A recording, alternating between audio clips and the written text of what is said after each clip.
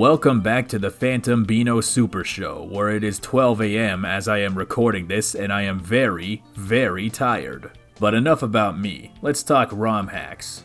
I think one of the games I often neglect when it comes to looking at ROM hacks would have to be Super Mario 64 DS. I could give you an overly long rundown about my beef with the game's physics and controls and how the circle pad doesn't actually fix most of those problems like a lot of people says it does, but today I'd rather focus on the star of the show, and that is the game. Today we will be looking at the OK 64 DS collection, which is a collection of 10 half-hour-ish ROM hacks of Super Mario 64 DS, where you play as a Discord emoji. If you're wondering how and where I heard about this, well, it was at F3 last year. This is where I go to find new games to play. It was one of a number of Mario 64 DS hack trailers that was shown off at the time, and Kaze prefaced it by saying, "When we call something insane, we are often referring to it being incredibly good, rather than someone being mentally unwell.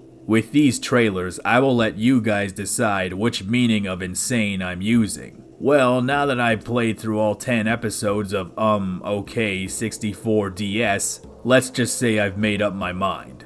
I don't know anything about the lore behind this face or meme or whatever you want to call it, which actually really takes me back to when I first started talking about ROM hacks in 2016-ish, and everybody in my comments section would write Kappa at the end of every comment, and I had no idea what that meant because I never used Twitch in my life.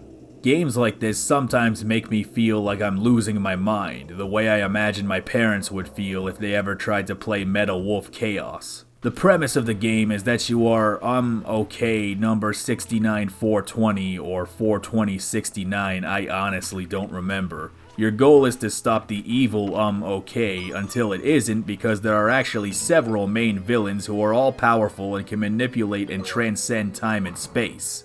The plot is barely comprehensible like Pikmin 269, but I think a more apt comparison might be the Bowser's Dank Rave series. Remember that? On the scale of outlandish and absurd pieces of media, I would put this between an SMG4 video and Xavier.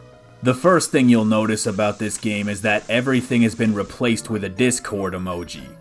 There's not really much room to elaborate on that, it is what it is. It doesn't commit to this idea quite as heavily as Pikmin did, but you can't say they didn't try. Every time you get a certain number of stars in any of these games, you get a very long text box that is either the creator venting about Mario 64 DS ROM hacking, or straight up just the longest copy pasta that you have ever read in your life. Really, the entire series is a high-effort, long-running shitpost. There's a level in the third game where you enter a pyramid and Obama is there, because why wouldn't he be? Game 7, you become a lean, muscular dude, and this weird alternate reality version of Princess Peach immediately begs you to become her boyfriend, and she has this giant room dedicated to him with shirtless pics hanging on the wall and a heavily compressed rendition of a Katy Perry song blasting in the background, and she eventually becomes your wife in the end, and then you take a Giga Chad fruit that turns you huge and start blasting through the air with sling stars while a heavily bit-crunched rendition of Take Me to Your Heart starts blasting in the background. It probably sounds like I'm losing my fucking mind right now, but I know what I saw. I'm not crazy. He defecated through a sunroof, but not our OK, not precious OK, couldn't be precious OK. Chicanery. Probably the funniest thing about this whole series is the disclaimer at the beginning of the last game that tells you to play all the previous games to follow the story better, and as somebody who did, I gotta say, I still don't know what is happening. It is worth noting that these games are not made equally, but they are arranged as equals, with each iteration building upon the bizarre narrative of the previous one. In terms of levels, the earlier ones tend to have more compact diorama-style levels, whereas the larger levels start to slowly appear near the end. Every one of these games is relatively easy to beat, with the exception of some intermittent areas that don't feel like they were super well thought out, like this eyeball dude with the fire surrounding him. I don't know what the f*** they were thinking with that guy. Jeez, what were they thinking? Aside from that though, the only real difficulty I had stemmed from the Super Mario 64 DS mechanics, which again, might not be a problem for you, if you're into that kind of thing. I think objectively that really was the biggest beef I had with the game, just the fact that it used Mario 64 DS instead of the original. But somehow I feel like this game probably wouldn't achieve the same effect that they were hoping for if it was based on the original. The only other serious beef I have is the dialogue. There's nothing wrong with it in a vacuum, it's funny, it's offbeat, it's insane, except that there is just way too much of it, especially during the story cutscenes where there is a 3-hour pause in between every single sentence. It definitely builds tension, but in a game like Super Mario 64, DS or otherwise, you just want to get back into the game, and on the gameplay end, I think that's actually one of the game's biggest strengths. Outside of the dialogue boxes, the pacing is pretty super efficient. There's no meandering or unclear objectives. The game is very upfront about how many stars there are in a level, so you don't just spend 3 hours scouring the same map to some nebulous end, and I really appreciated that. I think the best game in the series is definitely the last one, since that's the biggest one and the levels are bigger than ever before and there are more of them.